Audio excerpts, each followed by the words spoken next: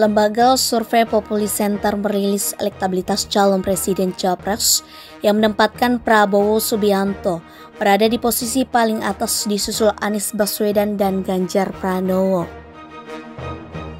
Ganjar mengaku dari survei yang dimilikinya, namanya lah yang berada di posisi pertama. Tidak seragam kemarin, tapi kami menghormati aja sih berbagai survei yang ada. Karena saya dengar memang akan banyak survei nanti yang serupa itu, jadi saya tidak kaget. Dari mana? Peringkat ke siapa survei? Kenapa? Kali kita Bapak nih, tinggal. Itu surveinya siapa? Oh, Populi. Ya, saya punya survei saya nomor 1. Oke, itu. Untuk diketahui, elektabilitas calon presiden top of mind menjadi salah satu yang dirilis lembaga survei Populi Center. Hasilnya, Prabowo Subianto menempati posisi teratas, disusul Anies Baswedan di posisi kedua dan Ganjar Pranowo di posisi ketiga. Survei dilakukan pada 29 Oktober hingga 5 November 2023 terhadap 1.200 responden. Survei dilakukan melalui tatap muka dengan aplikasi Populi Center. Peneliti Populi Center, Hartanto Rosojadi memaparkan Prabowo menempati posisi teratas elektabilitas Capres top of mind. Sementara itu, Anies Baswedan di posisi kedua menyalip Ganjar Pranowo. November 2023, Prabowo Subianto 35,1%, Anies Baswedan 18,2%, Ganjar Pranowo 18%, Joko Widodo 1,4%, Gibran Rakabuming Raka 0,4%, Kaisang Pangarep 0,3%. September 2023, Prabowo Subianto 26,8%, Ganjar Pranowo 23,8%, Anies Baswedan 14,4%,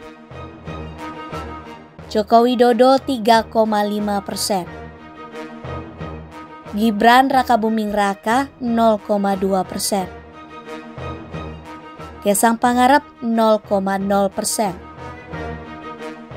Menurut pada pernyataan Ganjar, yang mengungkapkan survei yang dimilikinya menempatkan namanya di posisi pertama. Publik pun mengaitkan hal itu dengan Carta Politika. Direktur Carta Politika, Yunarto Wijaya, menjadi sorotan publik lantaran dinilai kerap membuat hasil survei yang cenderung berpihak kepada kelompok tertentu. Hasil survei Yunarto dianggap berbasis sinisme dan ketidaksukaan, bahkan cenderung membangga-banggakan kelompok yang diyakininya lebih unggul. Yang kedua, majunya Gibran Rakabuming sebagai calon wakil presiden merupakan praktek politik dinasti yang sedang dilakukan oleh Presiden Jokowi. Jadi ternyata cukup besar, ada 26,7% yang memang merasa ketidakpantasan disebabkan karena ini adalah bagian dari politik dinasti. Ada 12,4% dengan bahasa yang lebih negatif lagi, tonnya bahwa majunya Gibran Rakabuming sebagai calon wakil presiden merupakan bentuk nyata penyalahgunaan kekuasaan oleh Presiden Joko Widodo. Ini linear dengan data terkait dengan keputusan MK yang dianggap sebagai bentuk penyalahgunaan wewenang. Hasil survei dari Yunarto dianggap tidak lagi objektif. Salah satunya soal survei Mensos Juliari Batubara jadi Menteri Juara Penanganan Corona. Bahkan, Yunarto menyebut jika program bansos dari Kemensos itu tepat sasaran. Namun nyatanya Mensos Juliari malah tersandung kasus korupsi dana bantuan tersebut. Diketahui, Juliari Batubara divonis 12 tahun penjara dan denda 500 juta rupiah subsidiar 6 bulan kurungan oleh Majelis Hakim Pengadilan Tindak Pidana Korupsi Jakarta. Juliari dinilai terbukti secara sah dan meyakinkan menurut hukum bersalah melakukan korupsi yakni menerima suap sebesar 32,4 miliar rupiah dari para rekanan penyedia bansos COVID-19 di Kemensos.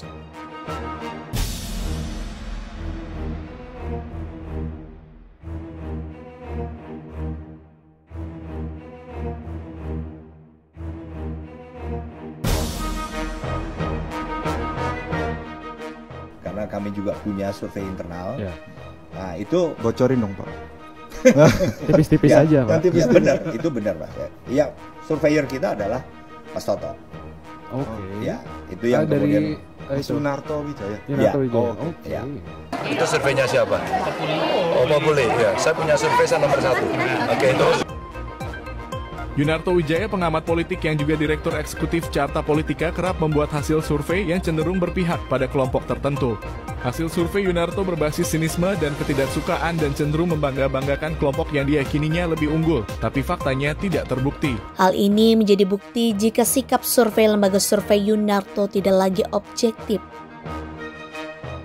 Sikap sinis Yunarto tersebut memang tidak dapat disalahkan, namun tidak juga dibenarkan.